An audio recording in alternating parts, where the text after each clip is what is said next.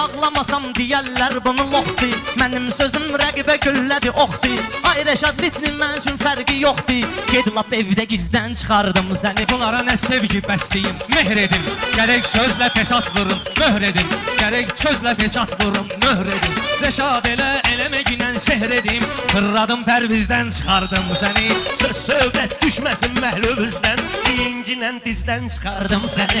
Gecələr atom buraxmır ay it qızı, məcburam gündüzdən çıxardım səni.